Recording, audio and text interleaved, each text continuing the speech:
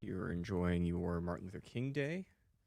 Hopefully, you are not like me at an office. Dear God, this is going to be a problem. One moment.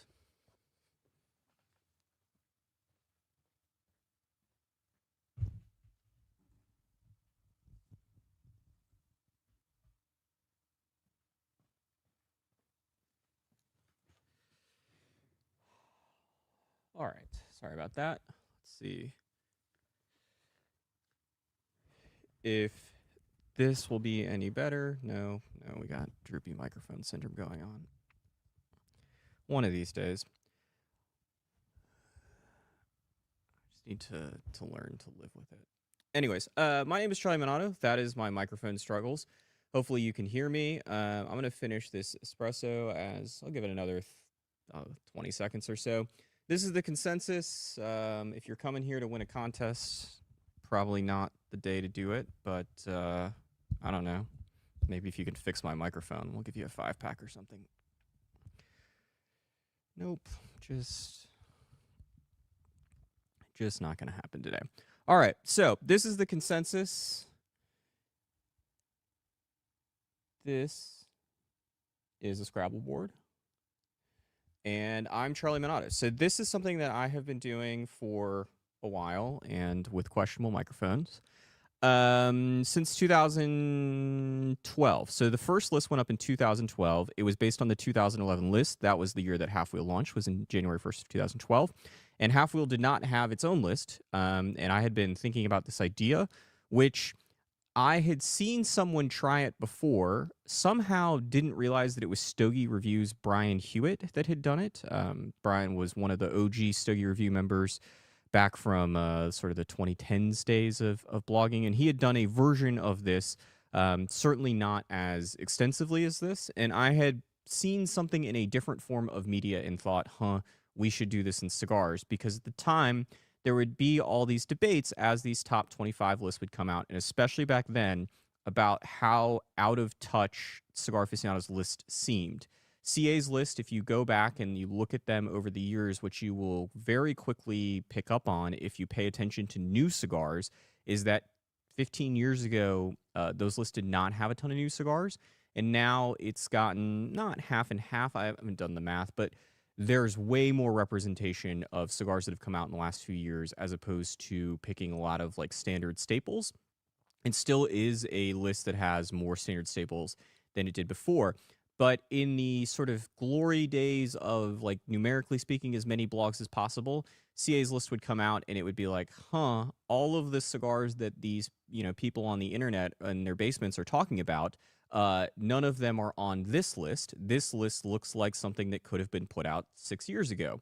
And that criticism, I think, was much more prevalent then as it is now. And again, I think CA's list has somewhat changed over time. But the consensus was a way to like figure out how out of touch was this particular list, or was there bias with a certain genre, like where the magazine's more biased to certain brands. And there have been years in which I think the data has borne out that there is something to be said about that. And that is why since the initiation of the inaugural consensus list, not the initiation of the consensus, but the inaugural consensus list, I said something that has proven to be quite prophetic, which is that I think this list is best viewed as a way to look at cigar companies and the media that covers them and the relationship that those two sides have. And I think that there is some stuff to talk about this year in that context. So what is the consensus? It is every single top 25, top 10 list that you've probably seen, minus a few. We'll get to that. Well, I guess you can see on the screen there's some eligibility stuff, plus a bunch that you have totally not seen. I promise. I've seen some of those YouTube subscriber counts. And I put them all together in a spreadsheet, and I try to make the data uniform. So you can see there are some requirements for these lists. One of the things I would like to talk about, which is certainly, I think, going to be controversial for some of the blogosphere folks and maybe some of the YouTubers as well, is I do think that I'm probably going to expand the consensus eligibility. So we're going to get some social media lists next year, or at least I'm going to try. So as you can see, you need to review a cigar in 2025. It needs to be a list that's published, at least for 2025, on a blog, a magazine, a podcast, though I did not listen to any podcast audio only stuff. There were certainly podcasts that had their list, but all of them have had to sort of migrate to YouTube for audience purposes, as well as YouTubers. And I take the list. It doesn't matter if it's top 10, top 25, top 30, although only the first 25 cigars count. No user-driven list, and there are some restrictions, sort of conflict of interest things, and we'll definitely talk about that. And the list needed to have been published by Friday at midnight, so like Developing Palates, Cigar Journal, they're not going to be here. Their lists are not out yet, to my knowledge. I put out a call multiple times for you to submit list, and some of you answered back. Some of you clearly asked your audience to spam the shit out of my inbox about that. That's fine. I appreciate it. It's better to have the list than not. There were 50 different outlets this year, which is the same number as last year. And I'm going to, not only can you download all the data, can you see all the lists, you can actually see the lists that were used. That link is up right now. But I'll have a slide here as well that will tell you where all these lists were.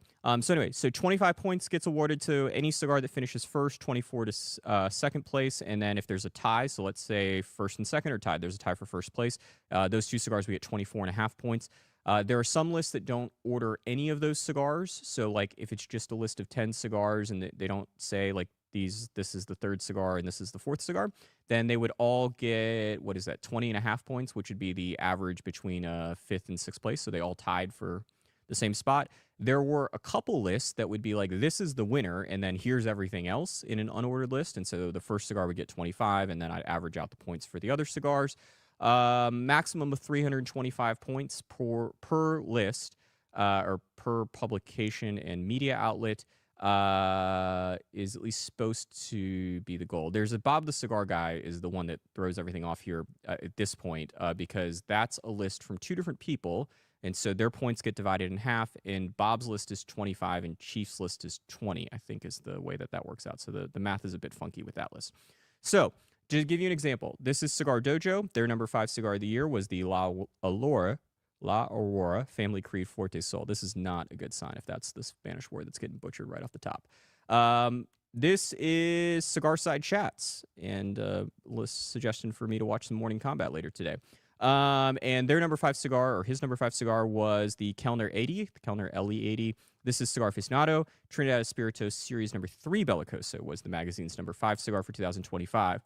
All of those cigars all get the same points. They all would get 21 points. And this is a screenshot of the actual spreadsheet, which, again, will be available to download. And so that's that Trinidad Espirito number 3 Bellicoso that's cut off there. And what you can see there is a couple of other things. So first, there's the 2 next to where it says NIC, and that is because there were 2 different lists that had the Trinidad Espirito number 3 in the Bellicoso Vitola. And then directly below that, there is another entry for the Espirito number 3, and that is because these points are then combined per blend. So all of the various Espirito number 3 Vitolas would all count the same. If you look a little bit above that, you will see that the Wise Man Corojo and Wise Man Maduro are in separate line items, and that is because those are different blends, even though they are the same line. And so those points get specified to each blend. And you can see there's a bunch of Viva La Vida Connecticut entries at the very bottom of this. This is how this works. Once you see the consensus spreadsheet the first time, you could go download the 2024 one if you wanted to. If you've not seen this before, it will very quickly, hopefully, make sense. I will say there's some new features in the 2025 spreadsheet. So the consensus is not, in my opinion, the best list, although lots of you seem to like it. It is certainly, I think, like Cigar Media's favorite list because it's a lot of fodder for podcasts or YouTube videos, right?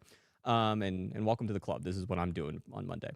So Tiny Tim is on the list. It's sort of one of our longstanding bloggers within the cigar industry. And the thing the consensus does is it takes Tiny Tim's list and it figures out where the similarities are with all of these other lists. And there are obviously differences between most of the list.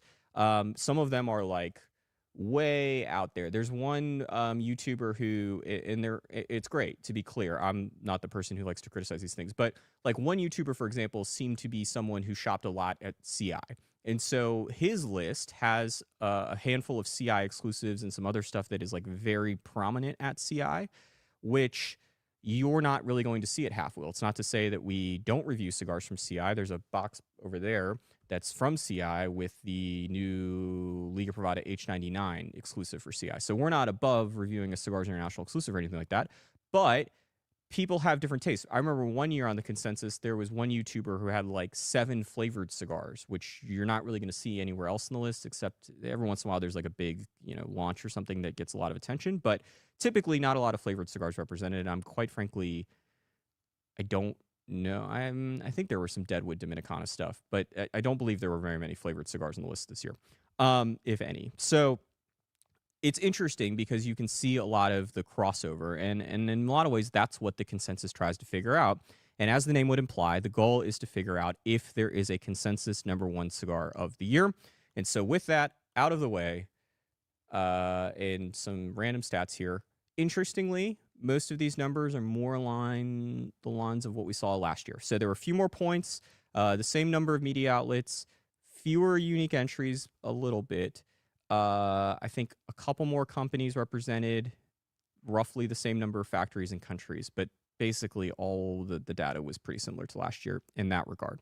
So with that out of the way, I'm going to go through 25 to 1. If you have questions about this list, about Half Wheel's list, about other things, leave them in the comment section on YouTube and Facebook. And once I get through this and some other things, it will be a Q&A show. So here we go.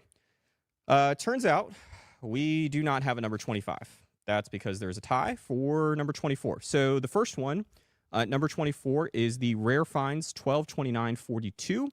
This is a Tobacconist of Greenwich, which is based in Greenwich, Connecticut, private label. It's the first time that Tobacconist of Greenwich and the first time that Tabacalera Diaz Cabrera, which is Eladio Diaz's factory in the Dominican Republic, have made the list. This was on 4 people's list, and it tied with the Room 101 Johnny Tobacconaut 10th anniversary, which was on 6 people's list. And I would say more about Room 101 here, except that at number 23 is also the Room 101, or is also Room 101. This time the 15th anniversary. Both of those cigars, the Johnny Tobacconaut and the 15th anniversary, both made by AJ for Room 101. This is the 5th time, I believe, that a Room 101 cigar has placed... no, 7th time that Room 101 has placed a cigar on the list. Room 101 used to be an independent cigar company, was distributed by Davidoff, and then it went away for a little bit, and then it came back as its own independent company, and then it was bought by STG. Now it counts as an STG brand. This is the 3rd time that STG has placed multiple cigars on the list, and I forget. I think there might be a year where there were 2 Room 101s on the list at the same time. So, moving on to number 22. It is the Romeo y Julieta 150th anniversary. Interestingly enough, this is the first time for Tabacalera de Garcia, which is it's billed as the world's largest handmade cigar factory. It used to be, and has long been, the home of Altadas USA's non-Cuban brand, so the non-Cuban Romeo y Julieta, which is what this is, and Monte Cristo and H. Upman. Obviously, well, not obviously, but for many of you, you will have seen a very lengthy story that was published on Half Wheel in December that talks about how that is no longer the case. But this was one of the cigars that came out last year before that relationship came to an end. And it was on 5 people's list. This is the first time for Tabacalera de Garcia to ever make the consensus, and it is the first Altadas cigar on the list since 2021. And we don't have a number 21, and that is because there are 2 Perdomos tied for number 20. So this is the Perdomo Legacy Shade, and the Perdomo Legacy Maduro, spoiler alert, is the other number 20 cigar. I'll go ahead and talk about the legacies here. Legacy is a new line from Perdomo. It was spearheaded by Nicholas Perdomo III. It was made to honor his dad, Nick Perdomo Jr., the company's founder's 60th birthday. It's said to be the first cigar that is sort of a Nick Perdomo III project. It uses a hybrid Cameron seed, Cuban seed wrapper that the Perdomos grew in the 2014-2015 harvest. The Legacy Shade, the one on screen, uses it as a wrapper. There's also the Legacy Maduro, the other number 20 cigar, uses it a binder. There's the Legacy Connecticut, also uses it a binder. Launched last year. This is the first time Perdomo has made the list as either a brand or a factory. Perdomo used to make cigars for CAO, as well as some other companies. No longer, to my knowledge, at least, is making cigars for other companies. and has not for quite some time. And this is the first time I can recall that two versions of the same cigar have made the list. It has happened before, but it's been a while. For those wondering, the Legacy Shade has 3 stars there. That means that it was 3 bona fide number ones. The first cigar of the ones that have been mentioned so far to make it. It was on 5 lists, so it came on 5 different people's lists, finished number 1 on 3 of them, and then the Perdomo Legacy Maduro was on 6 people's lists, but did not get a number 1. Number 19. It'd be like really funny if I like the microphone wasn't working and we were just whatever we're 16 minutes into this and I had not checked that. All right, so number 19. Red Meat Lovers Furtanga. Was surprised to learn this is apparently the first time Red Meat Lovers has made the list. That is a brand that started. It's a like charitable organization that loves to eat lots and lots of meat while raising money for charity. Also likes cigars and alcohol. The cigar line started as a Dunbarton project with Smoke Inn. Red Meat Lovers Club has also done events with other people. I went to one here in Dallas with Altadas, and it became a full-fledged Dunbarton line, and then Furtanga is the latest iteration of that. I would have guessed that Red Meat Lovers Club had made the list before, but apparently had not. 6 people had it on the list. Dunbarton Tobacco and Trust has made this list every year since the company has launched in 2015. Moving on to number 18, it is the Knuckle Sandwich Puro Nicaragua. This gets the award for the most butchered name on the list. The secondary band you could see says Puro on it, and I would venture to guess that 3/4 of the time that I saw this cigar being mentioned on a list, it was being mentioned as Knuckle Sandwich Puro. It is, I guess, food for thought for the team over at Espinosa and Knuckle Sandwich about whether or not they want to just go ahead and change the name, because it's clear that people are not referring to this as the Puro Nicaragua, at least not within media. It was number 1 on one person's list and was on 6 total list. Knuckle Sandwich came out swinging, but was not on the list last year. I believe this is the 3rd time the company has been on it. And the San Latano factory, which is the secondary factory from AJ Fernandez, has been on this list every year since 2021.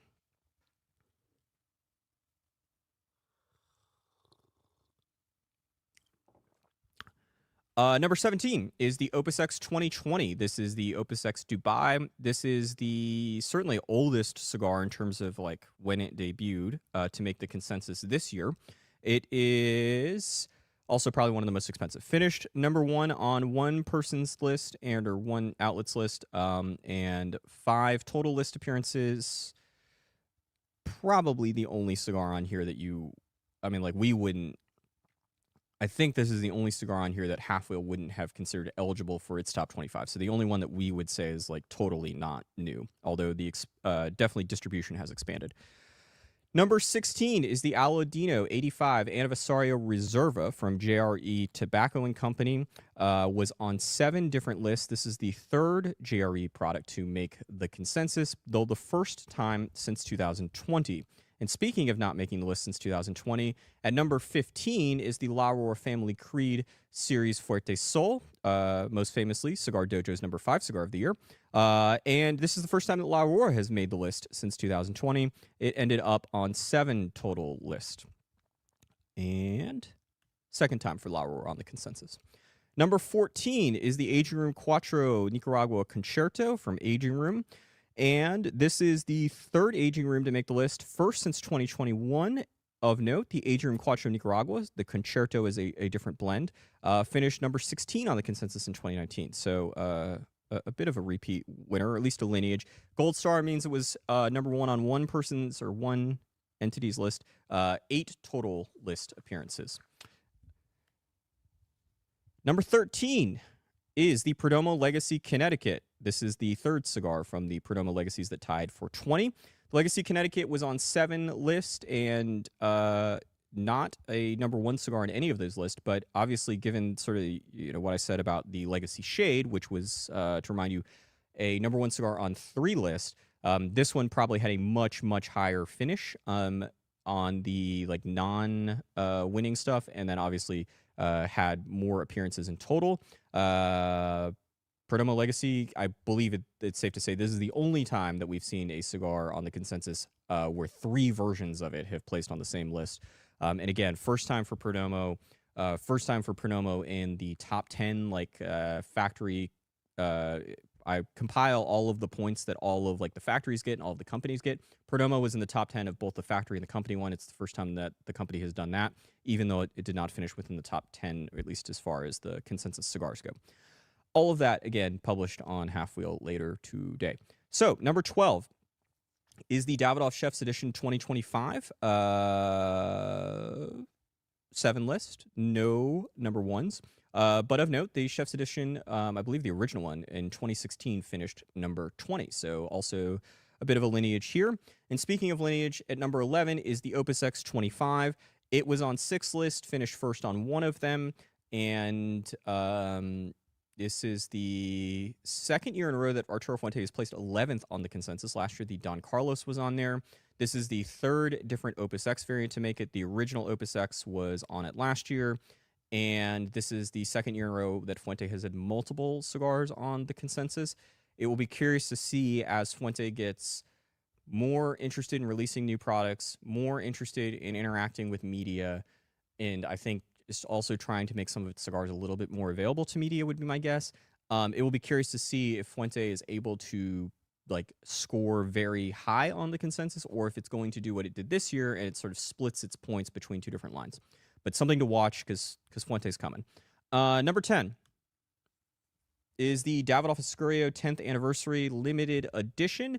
It was number 1 on one list. It was on 8 total list. Interestingly, the original Escurio did not make the consensus in 2015, but Davidoff has made the consensus every year since 2013. That is the longest active streak, and this is the 8th year with multiple Davidoffs on the consensus. On the complete opposite end of that, number 9 is the Lampert Limitada 2025. This is Lampert's first time on the list, and 9 total list appearances for the Limitada 2025. The Limitada 2023, which is a completely different blend, made it a different factory. Also got some love, but did not make the consensus top 25. A bit of a weird note here. Tabacos de Costa Rica also had the number 9 cigar last year on the consensus for the Byron 21st. Number 8 is the Postania San Andreas from Postania. Back-to-back appearances on the consensus from Postania. The Connecticut was number 16 last year. It's also the third year in a row for the Nicasueño factory. Number 7 is a Bandolero Premium, or the Bandolero Premium. This is a new version of the Bandolero line that, like, we wrote about it, but I completely slipped my mind in our PCA coverage, apparently. It was on 7 list. This is the second year in a row for Tabacos de Costa Rica to have multiple cigars on the list. Of note, second year in a row that it's had multiple cigars from different companies on the list, which I think is pretty notable. I'm guessing AJ's probably in the same story there. And it's the only factory that's going to have multiple cigars within the top 10. Spoiler alert. This was on 7 list total. Number 6 is the HVC La Rosa 520 10th anniversary. First time since 2020 that HVC is on the list. It's the third appearance overall. Of note, the original La Rosa 520, which is, as far as I'm concerned, the best cigar that Rainier has ever made, and it's not particularly close, was not on the consensus, but that's probably because not many people smoked it. There was like 200 boxes or something. This cigar was number 1 on one list, 8 total list appearances. Number 5 is certainly the surprise of the list, unless you watch a lot of YouTube. AG Cigars Ambassador 109 is number 5. It was on 9 total list, no number 1 appearances. This is the first time for AG Cigars, the first time for Aficionado MHC Aseado, which is apparently the factory that makes these cigars for Alex Glez in Nicaragua. I will have more about AG, but first time for everyone involved. Congrats to them. Numero Cuatro is the Avowed, the Vow 1125. This is the first time that Avowed has made it. That is the cigar brand from the team behind smallbatchcigar.com. This is the first time for Klaus Kellner's Kellner Cigars. Aseado Factory was on 9 total list, but no number 1s. I think that's kind of all to say there, statistics-wise at least. It's tough when it's like it's the first time, so you don't have much more to say. Number 3, not the first time. Plasencia Alma del Cielo. This was on 12 list, so I believe the first time I've mentioned a double-digit number for that. 4th year in a row for Plasencia, second time in the top 3. The Alma del Fuego finished Number 1 in 2019, and yeah, a dozen list. For those wondering, this got about 1.5% of the total points on the consensus. So out of those like 13,000, this got 193.5. Number 2 is the Sobremesa Solita Red. It was on 14 list. It was number 1 on one of them, and it is number 2 in total. This is the 7th time that Dunbarton Tobacco and Trust has finished number 2 on the consensus. Sobremesa was number 2 in 2015. The original, which is now known as the Sobremesa Solita, not to be confused with the Sobremesa Solita Red. That's the one with the blue band. Mi Querida, the original one, 2016, was number 2. Sin Compromiso was number 2 in 2018 and 2019, and it was also number 2 in 2021, but that was the Paladin de Saka version. And the Muestra de Saka Krakatoa was number 2 in 2023. Dunbarton Tobacco and Trust has made the consensus 28 total times, cigar-wise, and that is now number 1. No company has made it more than Dunbarton. And at number 1, it is a first on a number of occasions. It is the My Father Blue. This is apparently the first time that we've had a cigar from a Honduras win. It is the first, well, at the moment, it's the only cigar, I believe, that's been disclosed as being made at My Father Honduras. So it's the first time that the factory has made the list. It's a brand new factory from the Garcia family. It is the second time that My Father has cracked the top 10. La Dueña did it in 2012, and Fonseca did it in 2021. But this is the first time that My Father has won the consensus number 1. So congrats to the Garcias. A very, very good cigar. I would say I reviewed this cigar for Half Wheel, and it scored 90 points, so it just missed our cutoff there. I would say just sort of if I had to immediately pick one cigar that was missing from Half Wheel's top 25, both in terms of its quality and sort of the narrative of if you were going to talk about 2025 and the year of cigars, the My Father Blue is the clear candidate. This was a very important step for the Garcias, as I noted when writing about it. The Garcias are now making cigars in 3 different countries because they still have a small operation in Doral, which makes some of like Taiwan brown labels. Not many companies make cigars in 3 different countries, so a real like major escalation in terms of the Garcias and how we should think of My Father as a company. And I'm very curious to see what cigars come out of My Father Blue, not only for My Father the brand, but also for Ashen and Taiwan and maybe some others. Because the first one was real good, and also a bit different from the typical My Father stuff. A lot of similarities, but not just another My Father. It was number 1 on one list, and it was on 17 total lists, which I believe is the most of any cigar on here. So that is the consensus top 25 in its glory. Let's see. We're gonna try something. I need to put these headphones in. Brooks is in the waiting room of our stream here, and he's got some questions that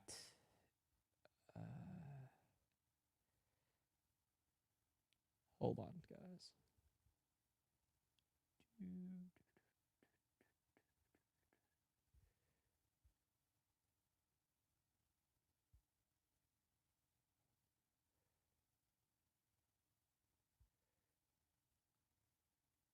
All right.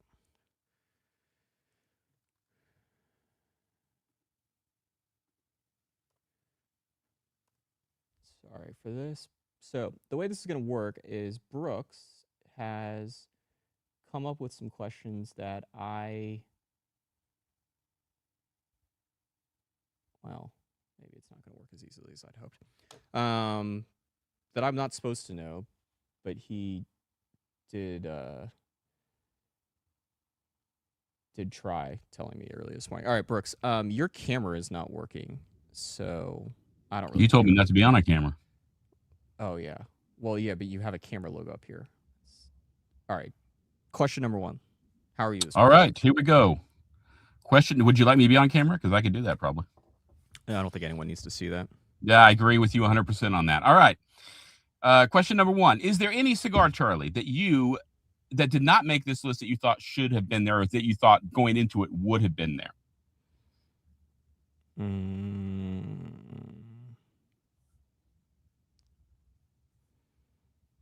Well, I mean, should no. Surprised that it wasn't there. How's that? Yeah. So should know because I don't put any stock into what happens here. It's not that I like think poorly of everyone. It's just there's so much diversity. I'll talk more about this in a minute, but like the way the lists are created, it's not like everyone's smoking the same 30 cigars and then ranking them. I would say in terms of surprises that's not here, Crown Heads has done historically well on the list, and Crown Heads Broadway is not on the list, so Mm, that's a bit surprising. I think for like the Brook Sphere, the Taohai Pork Tenderloin finished 48th, and I think that if you told me in 2010 or whatever, 2009, that like Pete was going to bring back the pork tenderloin and it wasn't going to be, you know, right. this massively major event, I would have been very surprised. All right, hold on a sec. I'm buying brooksphere.com. Okay. All right. Did you notice any new trends for the cigars that made the list this year? New trends for the cigars that made the In list. terms of sizes, blends, anything like this that you just stood out at you? Uh, I was surprised at the number of Opus, for example, that made the list. Um, We're going to go with no. okay, I like it. Uh, do you think the companies sending out sampler packages for review gives those companies an unfair advantage? Obviously, they can do what they want, but it's always seemed to me that companies who send out all of these sampler packages and that kind of thing uh, seem to end up on these lists quite a bit more often. Um, Wondering what your take is on that.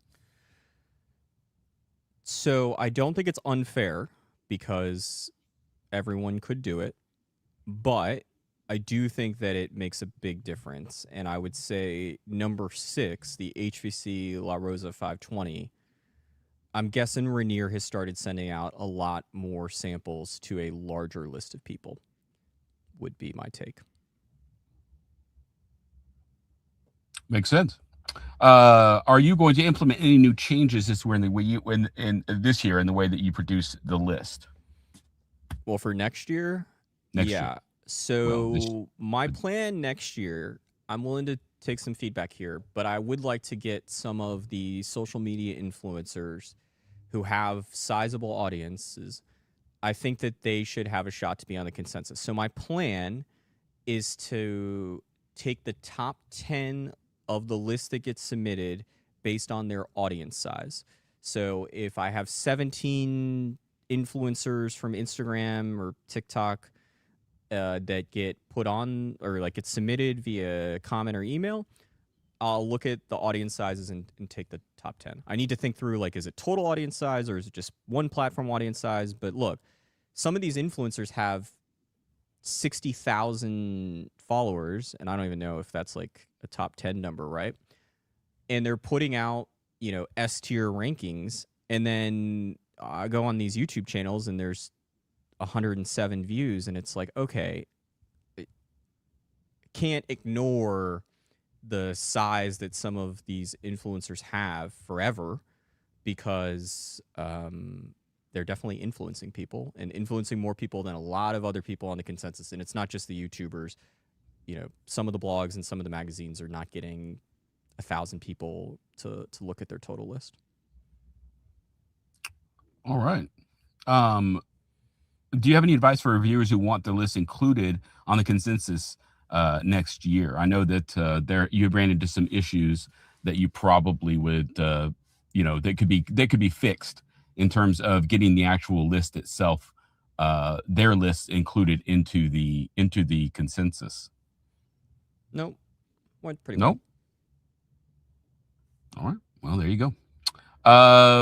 One more. Do you notice? No. What was the most surprising addition to the list this year? I know that for me it would be the let's see, where'd it go? I lost it. Where'd it go? The Opus 109, X the 20. AG. Oh, Um, yeah, no, that's but the surprise entry. Very interesting. I haven't smoked it, and so I guess I'll have to go smoke that. That's I all will I've say got. this. I think that Perdomo getting all 3 versions of the Legacy on the list is more surprising than Mm, Avowed or AG Cigars cracking the top 5. I cannot describe to you how difficult that would be for another cigar company to replicate. indeed. All right. Thank you, Brooks. I appreciate it. Yeah, of course. And I can't be the only one with questions, so. Yeah. No, we'll figure it out. All right. See. Thank you.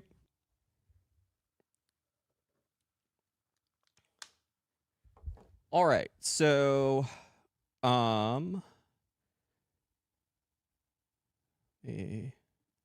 shuffle some things around here.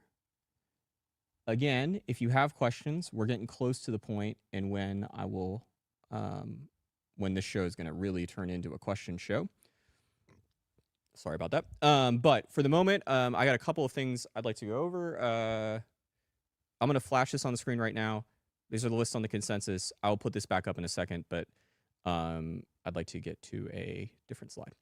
So, why wasn't this list on the consensus? As I mentioned earlier, there are some lists. How about that cigar? Rest in peace. This is a slide from last year. But Cigar Journal, Developing Palates, and some others have not put out their list yet. But yeah. There were lists that are published by retail outlets. So, not just the Cigar Authority and Cigar Prop, which are, I think, a little bit less in your face about it. But like JR Cigar Company has a top 20 list. I think top 20.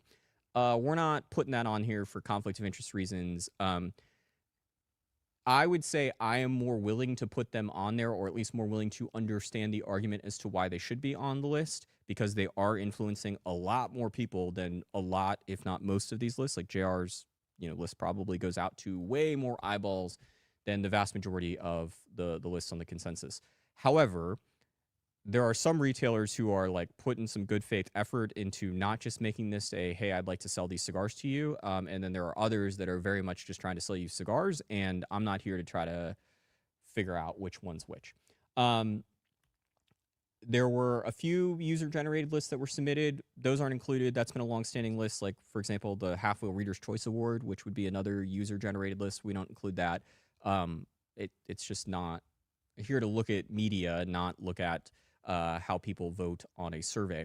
As is noted in the comments section earlier, and I'm sure has been talked about, there was Cigar Hound Dog, which is a fairly prominent YouTube channel, and it also is home to Skinny Money's list, which is who is a prominent half-wheel commenter, and I'm guessing is a prominent commenter on lots of other media outlets.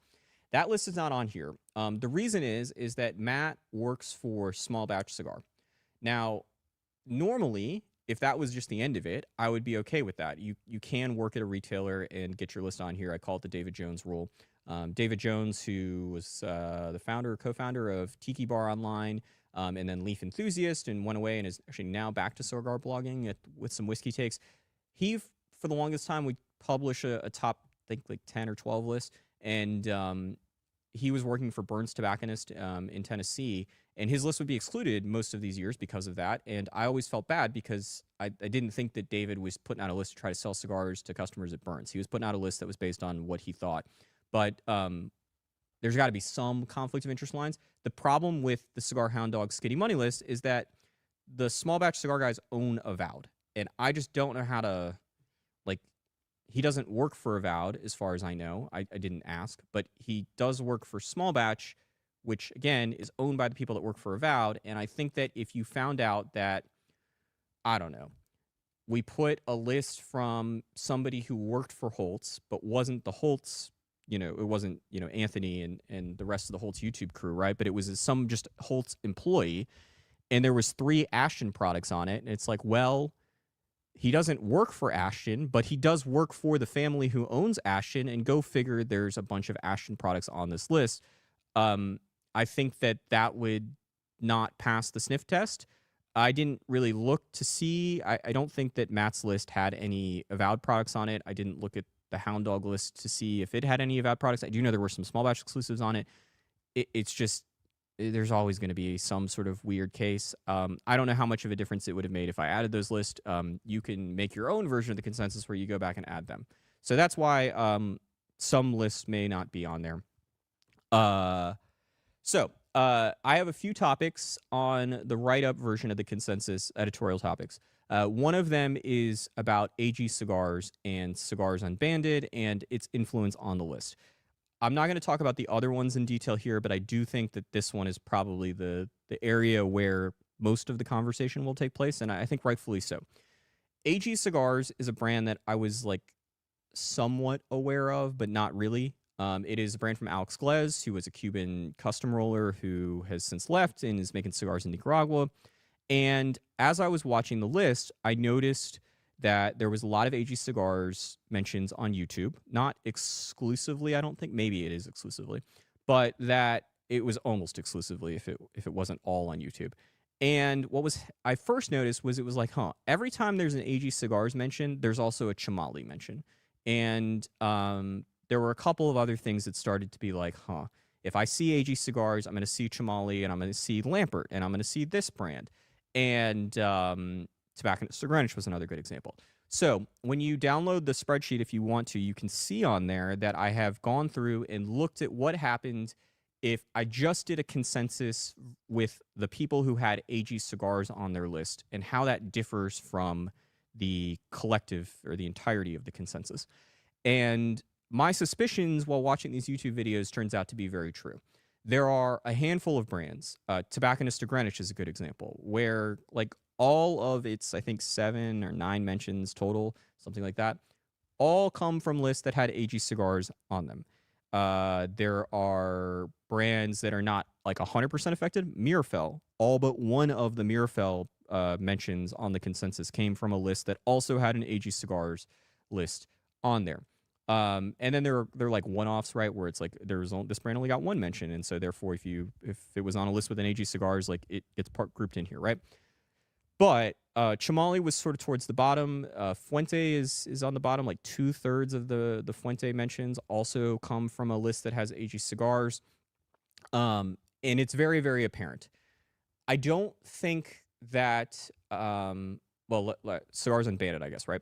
So I'm not a cigar YouTube consumer, right? Like I don't watch a ton of content other than this one time a year when I watch a lot of cigar YouTube content.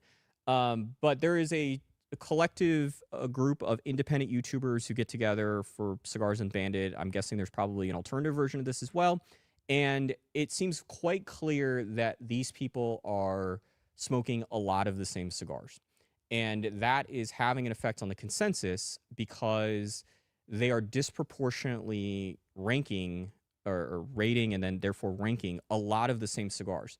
So if we review a cigar, I don't know what the math is, right? But there's probably like a 43% chance that Cigar Coop smokes it and reviews it.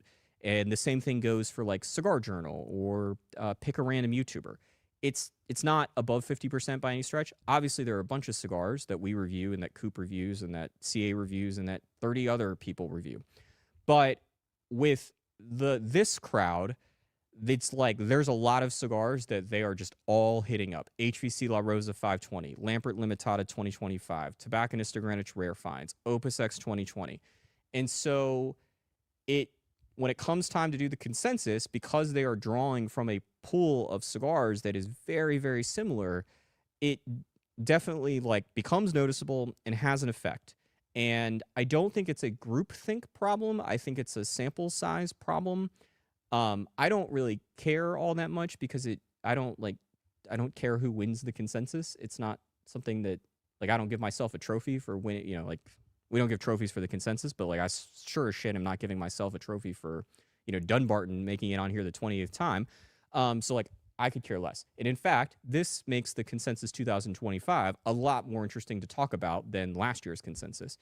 However, I do wonder like what the upside is for the media outlets, because it is interesting as a consumer to be able to see like 8 different opinions about the same cigar. But on the other hand, I would be concerned if Half Wheel and CA were just reviewing all the same cigars, because like it's not to say that we purposely buy cigars to be different. We absolutely do not do that. I can't recall it ever crossing my mind. But like it is helpful to be the only one or one of 3 people to review X cigar. I mean, it certainly is helpful in like Google rankings for as long as that's a thing. And I wonder if I'm a consumer, do I want to watch the 7th YouTube video of the Lampert Limitada 2025 getting reviewed? And I think it's a question that I would have if I was a member of this like collective YouTube thing. Again, I don't think it's bad. It is certainly noticeable. And for the bloggers who like to complain about the YouTubers and how they destroy the consensus and whatever else, here's the deal. It's not that hard to manipulate this list. If a cigar company made, making number 1 on the consensus a top 5 priority for the company, which it absolutely should not do, it wouldn't require that much work. You could definitely manipulate the shit out of this by being strategic about what cigars to send to media, when to send them, and then just, hammering it on, making sure that the media has it, that they have multiple samples, that you're going on their shows, that you're, buying ads, you're sending whiskey. Like, you just need to stay at the top of mind in Q4 and make sure that a person has those cigars to smoke. And then for a lot of these lists, not for a list like Half Wheels, right? Like you got to get the 91, you got to get et cetera, right? Like we got to buy the cigars, you got to get the 91. It doesn't work as well at Half Wheel, but for a lot of them, like that's the way to get on there. So those are my thoughts on AG Cigars, Cigars Unbanded. I'm going to put,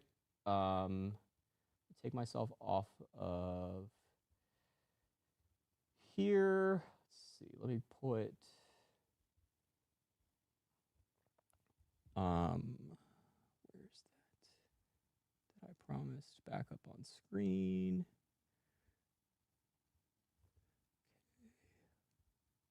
Nope. Oh, that's not great. Hopefully you can still hear me.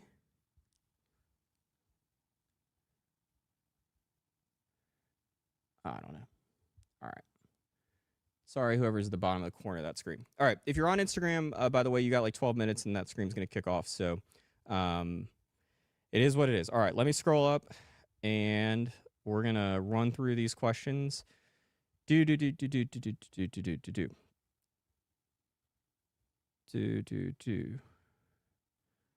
Got some retirement conversations going on. Was this scheduled for 12 p.m.? It was scheduled for 12 p.m.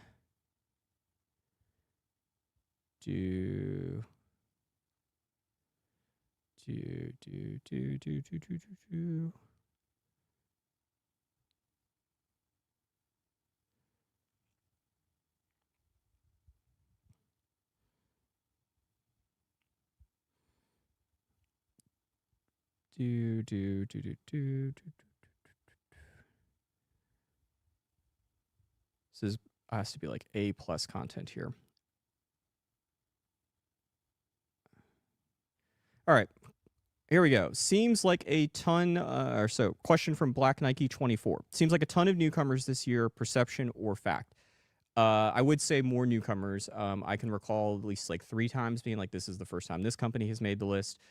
So definitely a lot more newcomers. And I do think that that's the Cigars Unbanded et al. Crew definitely has a role there because it's like Rare Finds first time, Avowed first time, AG Cigars first time. I'm sure there's somebody I'm missing here first time, but maybe that's it. Lampert fourth. So yeah. But yeah, definitely good observation there about more new stuff.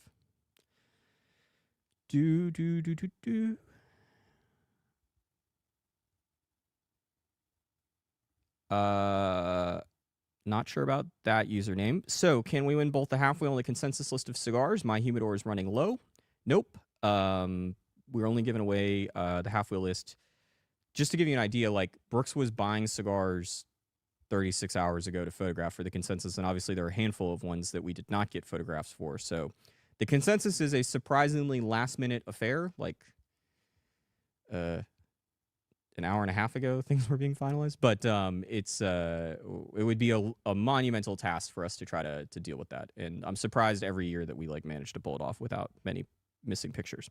Cigar prop Kevin last year, you talked about the quality issues that Aganorsa was having. I think the quality got better in 2025, but still has a ways to go.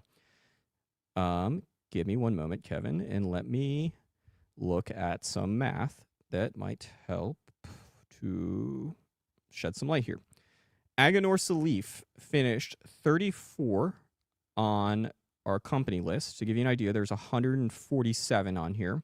It had 8 total mentions, no number ones. Let me pull up a completely different spreadsheet and I mean, here's the problem with trying to argue that, like, I think that there's an argument to be made that the quality got better, at least amongst the cigars I smoked. Unfortunately, as far as the consensus is concerned, Aganorsa made it in 2020. It had 2 cigars in 21, made it in 22, 23, 24, not present this year. So, and that's as a company, not as a factory. So I think that is tough to sort of align. Like, I might think so, but the consensus data would suggest, and this is a very skewed data because it's only like top cigars. It's not looking at like the baseline stuff, but in that regard, it did not do well. And obviously, it skews much more towards new cigars. Almost every cigar on the list is new. Do you think, Eric V8114 asks, Charlie, do you think any of these lists, consensus included, really impact the industry? My personal opinion is the Cigar Aficionado #1 still matters. After that, I don't think much of any of these lists matter, as far as like generating sales, moving sales, things like that. I'm curious if, we have like Patina as a top 5 cigar on our list. I could see a situation where Patina gets a sales bump in January, a noticeable but not massive one, not because like people are going out and buying the Patino Oro de Nicaragua Short Robusto that got number 4 on the halfway list, but I imagine that if a company like Patina finishes in the top 5 of our list and certainly CA's list, that just sort of the notoriety and the eyeballs, like, oh, maybe we should call up Mo and place another order type of situation can happen with retailers. I don't get the sense that there's much like I'm going out and buying XYZ's number 4 cigar, including Cigar Aficionados. And so I think it's CA #1, and that's about it. And I think the rest of the list matter for certain people, because they go to Cigar Dojo all the time, or they like Casas Fumando, or they watch this YouTuber. And I think that for like individual but sort of dispersed smokers, they might look at our list, or they might look at the smoke and tobacco list or whatever, right? And they might decide to go out and like buy cigars based on that, but there's just not a collective mass that matters enough to make a difference. Matthew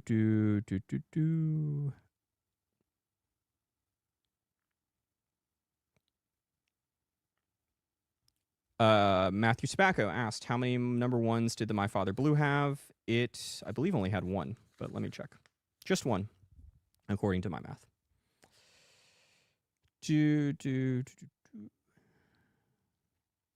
All right. I saw this comment show up when I was talking about adding Instagram and TikTokers to this. Matthew Tobacco comments, it says not real followers, when I was saying, like, this Instagrammer might have 60,000 followers. Okay. But how many of the 60,000 are fake? Because I'm guessing it's not 59,950. And it's not as if, like, we don't tell you how many people read the half wheel list. I can tell you that it has crossed into, tens of thousands. I don't know if it's crossed into hundreds of thousands in total yet in terms of page views. People, probably not tens of thousands of people yet. And I don't know if it will get to tens of thousands, plural, of people. But, like, I don't know. I wouldn't. It's almost like a fake boob thing, right? It's like, okay, well, those boobs are on display. You might call them fake, but like, unless you're gonna, unless I show you mine, like, you can't sit there and judge them. And I think that is something that the older media, so that would be magazines, bloggers, podcasters, where your stats aren't necessarily being displayed publicly, like, this is not the right retort. As a member of, the gray-haired old school table here, like, that can't be the explanation. It can't be, oh, all of them are fake. Like, I don't believe that. We got some more discussion there. Uh, Matthew Tobacco again. What metrics for My Father Blue? How many were number 1, top 5, and top 10? You'll be able to see this all in the list. I don't think we need to have me do the math right now on screen. Do do do do do do.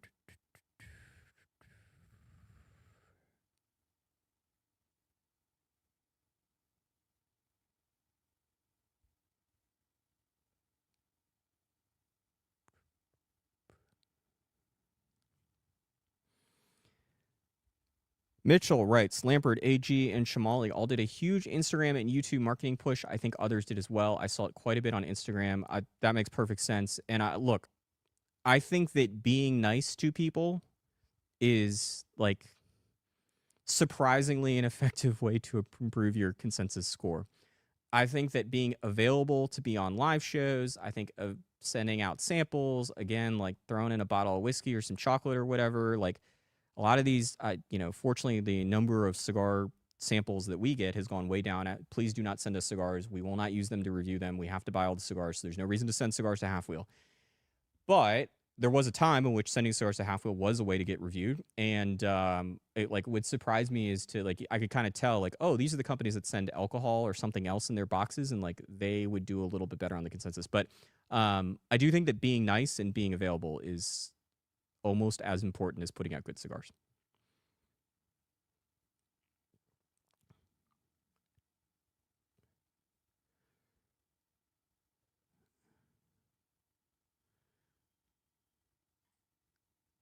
Let's see, we got jokes in here. Matthew A. Sade? I'm not sure how to pronounce your last name, Matt. Says that's why Tuesday night Cigar Club shelled out $200 to review the Word of Saka. Nobody else was reviewing it because it wasn't sent out to media. If you are a retailer and you're willing to break up those samplers so that I can buy 5 of the Word of Sakas, let me know. We'd love to review it. It's not the money issue per se, although I would prefer not to have to buy, let's see, like 50 cigars to get 5 of them. Or 50 cigars to review 5 different cigars because they're only sold in samplers. But it's more like the waste thing of just buying all those cigars and then being like, now I got to figure out someone to smoke it.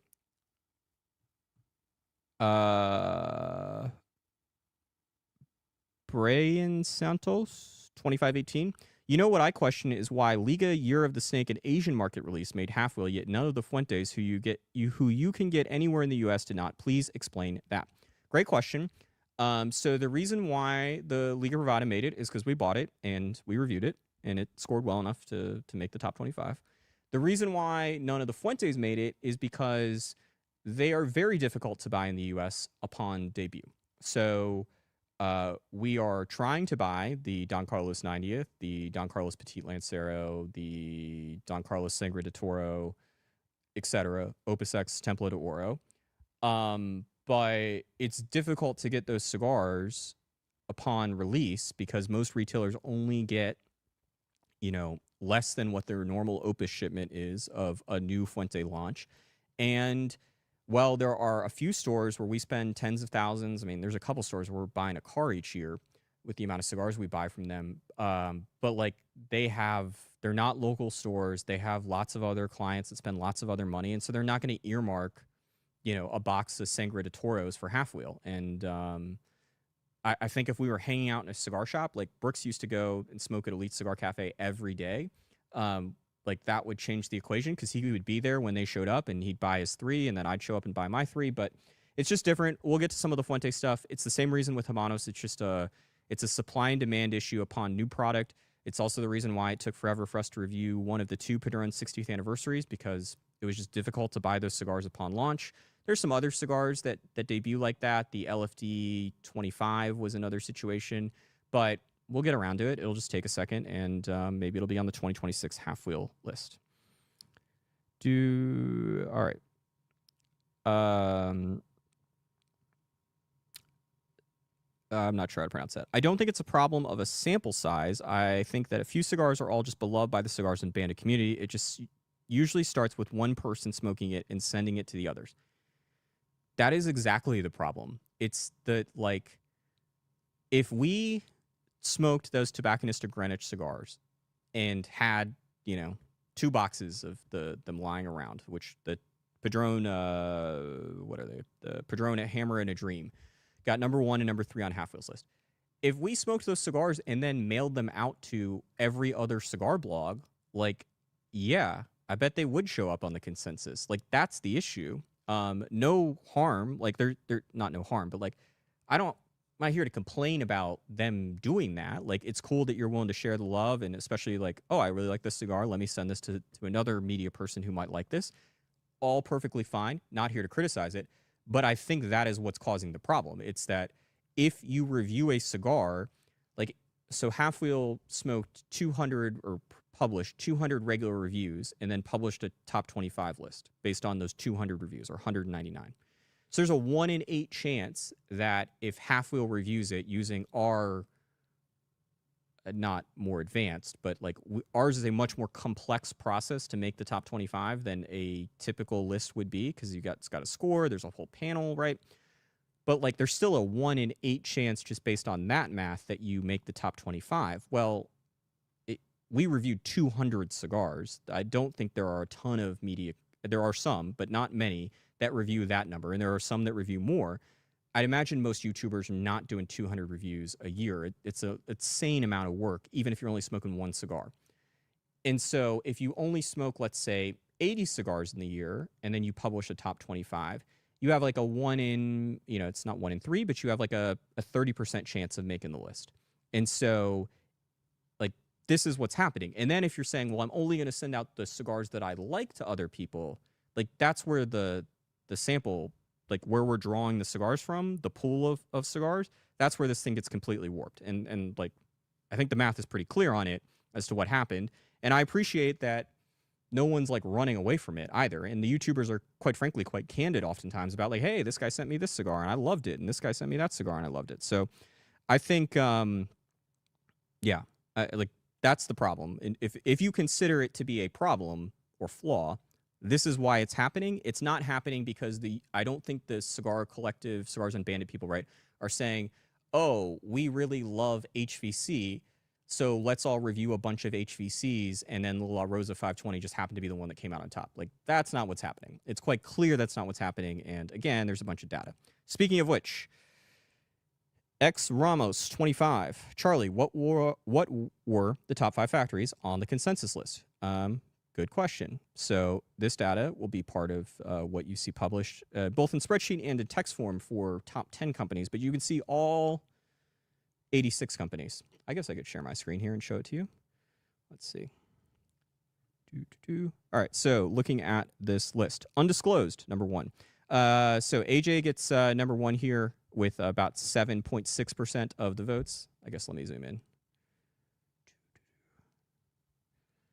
So AJ number 1, Tabacalera e Fuentesilla number 2, Tabacos de Costa Rica would be number 3, My Father Cigars Eseada, the Nicaraguan factory, would be number 4, and Nicaragua American Cigars Eseada would be number 5. That's NOXA. If you're looking at the screen and going, hey, your math is wrong again, the number 1 is undisclosed, which is just, that's a lot of Cuban cigars in there, Viajes, there's some other products as well, factories I couldn't find. So, yeah.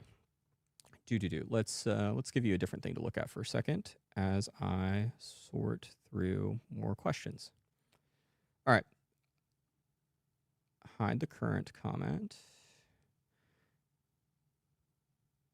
So why 7 Striped asks Charlie, why no Fuente on the half wheel list? I feel like we've already covered this. Mitchell asks, Blackworks / Black Label Trading Company had a strong showing last year. Where did they land this year in the consensus? Okay, so back over here. Let's go to company. Let's zoom in.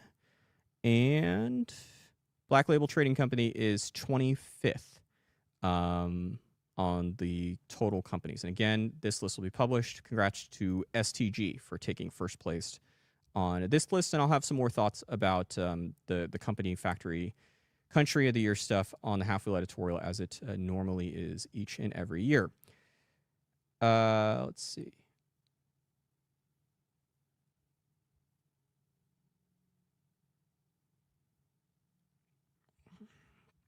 Premium Cigars Only says lots of YouTube shows have thousands of subscribers but go live to 4 people watching. Here's the deal. Half Wheel's not much better. Like, we're not killing it on YouTube. It's obviously not our primary medium, and it's not really a medium that we're all that concerned with, except that, like, this time, YouTube for us is a way to do video. It's not a way to build our audience. Maybe it should be. I am concerned about, like, YouTube as a platform. Like, very concerned, and I'm very concerned for the longer form content, so not YouTube Shorts, so let's call it anything over like 4 minutes. I'm concerned about what happens to this content because I don't know what the future of YouTube is that is a cigar-friendly version. There is not one as far as I'm concerned, and I don't know if there's one that's going to be like cigar accepting. Like, if you told me 3 years from now that YouTube has put everything, all cigar content, like you say the word cigar, immediately age gate. Like, would not be surprised. If you told me that 3 years from now that YouTube has just banned all new videos with anyone smoking in it, it wouldn't surprise me. I don't think that that is the likely thing. I think it's probably likely that all of this content gets age gated at some point in the near future. But look, we have our own issues with Google Alphabet. What Google's doing to search is not great, not going to get any better. Big problem for Half Wheel and all of the text-based websites, as well as a lot, if not most, of the internet. But YouTube is a growing platform still, from what I understand, and it is increasingly more and more cigar not friendly. And I hope that the YouTubers that are watching this, either live or in the future, that they, like, I hope I'm wrong, and I hope nothing happens. And I tend to be more pessimistic than most, but it's a huge problem. And there are some cases of people being successful on YouTube, but it's mostly retailers like Holtz and, what is it, Creekside Cigar Company is like a growing channel. And obviously, like, the Cigars Daily guys and from way back when as well, but Cigars Daily's still kicking it. It is concerning though. Like, Brian Glenn, the guy that made YouTube cigar content, like, had more success with it than ever, was forced off the platform and could not make money. Like, he had an audience that was big enough. He had a format that was so good for having a transient audience, where Brian Glenn wasn't like, I don't want to speak for Brian, right? But looking at Brian's content, the beauty of it was that it's like Guy Fieri. You didn't need to stick around for his review of the Opus X25 Triple Maduro, whatever nonsense, right? Like, you weren't coming to Brian Glenn to review new cigars. He just had this massive library that any smoker, new, experienced or otherwise, if they were interested in learning about whatever this cigar was, he had a very predictable, well-done format. You may not be for you. It wasn't certainly for me after, sort of starting off as a beginner, right? But, like, it was very consistent, very predictable, polished, etc. And he was forced off not because he didn't want to do it, not because he couldn't make a living doing it anymore, at least explicitly, right? But, like, it was because YouTube wouldn't allow him to do it anymore. That's a huge problem, because it's like, hey, what happens if one of my channels blows up to 100,000 subscribers doing cigar content? Doesn't look great. And I hope that the YouTube community on the cigar world can find an alternative, whether that's Discord or something else, because it sure as shit ain't Rumble. Facebook's probably not a good answer. I'm told that TikTok is even less friendly than Instagram on cigar content. And it's like, so if YouTube really goes the next step on anti-tobacco and just, let's say they just age gate everything and they continue to do what they're doing, where they're hiding the content a little bit more in terms of search and suggestion, you can't grow your audience if you're age gated. I mean, you could, but it's going to be so tough if somebody has to log in to watch your content each and every time. Where is that content going to live going forward? Is it just going to be on YouTube behind an age gate? Because that's the end of this as a medium where I think people could really actually make money. And I'm not sure anyone could make money as an independent YouTube cigar content creator at the moment. So that's my rant there. This is not me trying to, like, shit on the YouTubers, to be very clear. This is legitimately me saying this looks like a problem. I've yet to see a solution. I hope you guys find one, because, like, it sucks that we can't, as a industry, use YouTube to build the audience. It really does. And I think you got to enjoy the current version of YouTube, as bad as it is, for cigar content for as long as you can, because it's not going to get any better. It's just going to get worse. And if you work at Alphabet and you handle Google search, hit me up. I'd like to complain about some things. All right.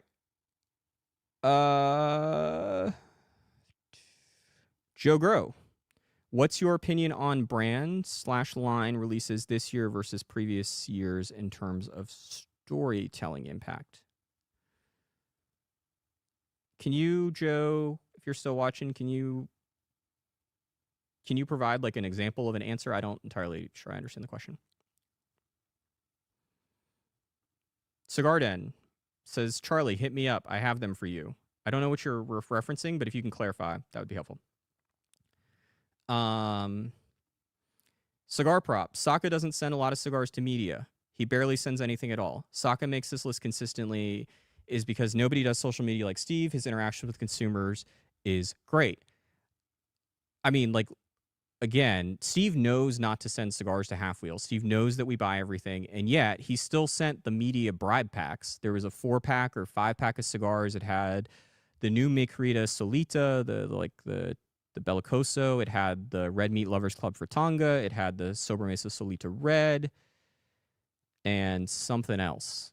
So he's, unless he only sent them to Half Wheel, but it came with a printed off letter that looked like it was sent to all media outlets. And this is not a new behavior from Dunbarton. Like, and guess what? If you're a cigar company and you're watching this and you're going, man, like my boss is pissed that we're not on the consensus, that's what you should do. You should send out, I would not send out 4 cigars. I would send out 1 cigar to as many media people as you know, or at least, maybe send a 5-pack, right? But October 1st, I'd send that cigar out and I'd be like, hey, I just want to do exactly what Steve does. Hey, I just want to make sure that you have our cigars, our new line in hand before the end of the year. Congrats on a great year, blah, blah, blah, blah, blah, blah, blah.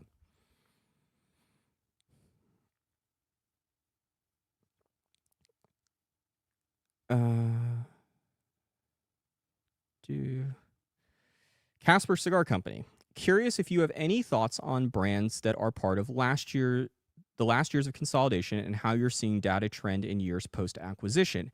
Having fled a former career in corporate media, I'm obviously biased, but struggle to find examples where consolidation improved products. That's an awesome question, first of all. So let me share my screen here, and let me pull up this spreadsheet. And I think there's a place on here. Sorry for those of you. Hide your eyes if you're watching at home. Here is Independent Room 101. So you can see the 3 entries there. And if I scroll down, you can see STG right there.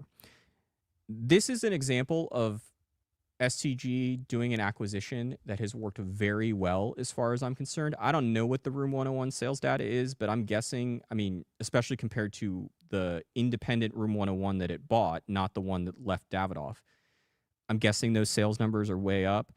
I would say the Room 101 acquisition has been a home run success, in not to the level that the CAO acquisition was for STG, and you can see some CAOs on their post-acquisition for STG's numbers. The consensus did not exist for pre-STG CAO, so I don't have any examples there. But I would say the CAO acquisition was a home run success for STG. I think the Room 101 has been, in the context of Room 101, a much, much smaller brand, has also been extremely successful. A lot of that credit for the Room 101 goes to Matt Booth, who has not only stuck around at STG, but is continued, like, he had this fan base developed, and he has continued to put the effort in, both in terms of the cigars for whatever he's got to roll in, whether that's designing, blending, I don't really know. But also, certainly with the ideas, and like this year there was a lot of like 10th anniversary, 15th anniversary, but Room 101 has put out new products in the STG era that haven't just been, fired up versions of past products. And Matt has also continued to stay very engaged with his fan base. And I think that has paid off dramatically. Unfortunately, to the question, though, there's not a lot of other acquisition. SCG does it, and that's kind of it. You don't see a lot of other instances where a cigar company is acquiring another cigar company. there's an instance like with Oliva where it got bought by the family that owned J. Cortez, but that family didn't have any handmade cigar companies. It's not like, for example, like Taiwan is not buying stolen throne. There's not an example of that. There's the example of my father bought the Fonseca trademark from the Quesada family, but it didn't acquire Quesada, the company. And so it sort of is limited to STG, which is unique in that it's publicly traded. There's not another cigar company of consequence that's publicly traded to my knowledge. It's unique in the sense that it's got now three national sales forces, or 2.5 national sales forces, right? Like no other company has reps competing against one another. I will say I don't think that consolidation has a long history of like improving products. I'm sure there are examples, not talking about cigars, but in other industries, like consolidation is normally not the right word that a consumer wants to hear, at least as far as I'm concerned. Ben Smoking, is a certain brand blend suffering from sample pool issue? So, sample pool. I mean, Habanos is definitely suffering.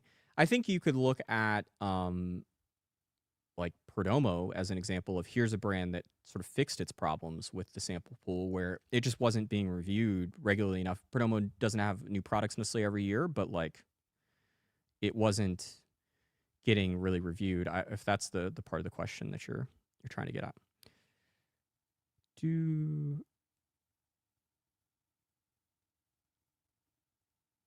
Ben Smoking, is Down to Earth conflict of interest of reviewing so many cigars from their sponsors? I'm not here to like. I mean, Half Wheel has cigar sponsors, right? We try to be as upfront about all of that as we can be. Maybe not as upfront, but we try to be extremely upfront. But like, I this takes up enough of my time. I mean, imagine if I had to track like who's sponsoring who, especially because it's not like Half Wheel. At least you can go to the advertisers page. I need to update it and see like here are all the companies that advertised in 2024.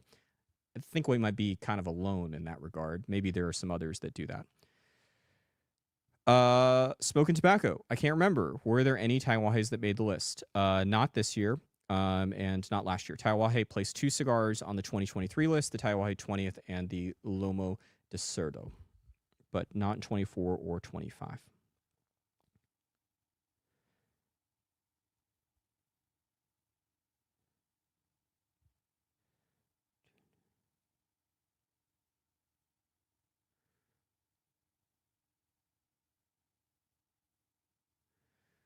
Sarah Carpenter, who I would say is like one of the newer YouTube channels that seems to be doing a really good job, writes, "You're absolutely right, Charlie. YouTube is so not cigar friendly. There's rules you have to follow and you can't get by. But Brian Glenn was absolutely selling cigars via YouTube and a massive term of service issue."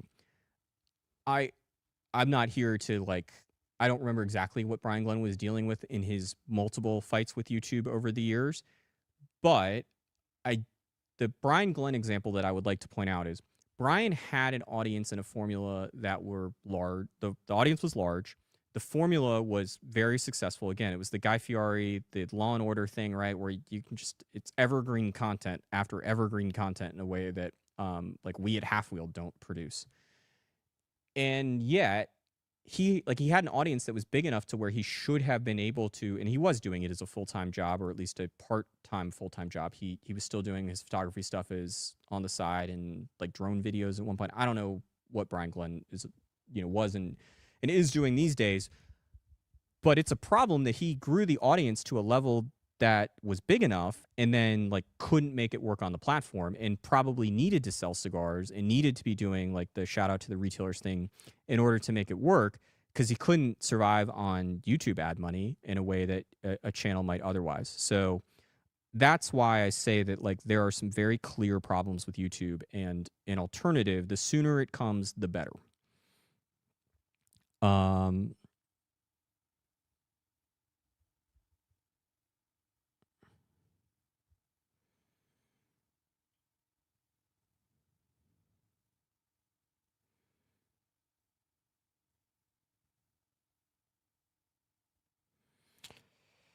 All right.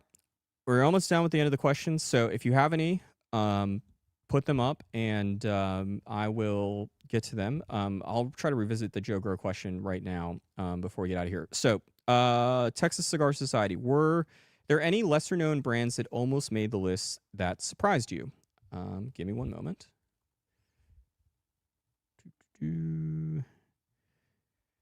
Matilde is the first cigar out. The Para Jose Cejas was 26th. I don't know if that would surprise me, but Definition, the Neo was 38th, and that, I believe Definition has made the consensus before, so that wasn't a complete surprise. And like that's a good example here of like there's a 5-pack of Definition Neos over there because we bought them last week thinking that at one point it seemed like it had a shot of making the consensus. No. Chamali ends up finishing the Pangu is 50th, and Chamali ends up like if it had pulled all of its points together for one cigar, it probably could have made the consensus. It started out strong, and that's kind of I think just more the nature of the list that I saw first versus as this thing goes on. So, not any real surprises there. All right, let me see if I can try to figure out this Joe Grow question before we get out of here.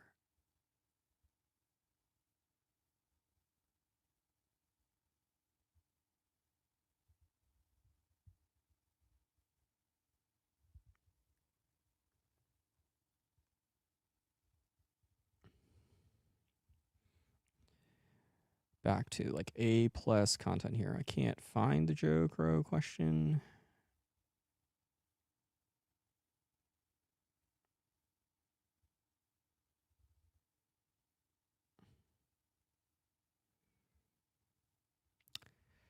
What's your opinion of brands / lines releases this year versus previous year in terms of storytelling impact? Like overall? I don't know. I think that the La Aurora, the Family Creed, like I remember being at PCA and multiple people coming up to me and telling me the exact same thing, that this is not like any other La Aurora they've smoked before and it was blended to be different. That stands out to me as like, here's the story that we're telling people, and it seems to have stuck. Now, that's a very unique situation because you're at a trade show, people are all around one another, and like they just had a conversation with La Aurora, so now they're repeating what they heard. Okay, Joe Gross says he clarified below. Can you, Joe, leave the comment again at the bottom just so I can, or most recent, so that way I can get to it? I don't know if I necessarily saw any like storytelling impact on the consensus. But Joe says the amount of specific releases that people were discussing this year seems lower than previous years. I don't know. I mean, like I'm not part of those quote unquote discussions. This is I don't do a lot of like the cigar podcasts both as a guest and listening, so I don't really know what people are talking about. It's weird. It's a bit of a problem for Half Wheel, but like I am very siloed in a specific part of the cigar industry and don't interact with lots of parts that many of you watching are like interacting with. I'm not, whether it's the YouTube, like live show thing, not for me. And the thing that is most problematic that I'm aware is an issue, and it's just like, I don't know how to entirely fix this without someone giving me a time machine, is like, I don't hang out in cigar shops. So like, I don't know what's going on there. Like, I don't know what the rep drama is like I used to.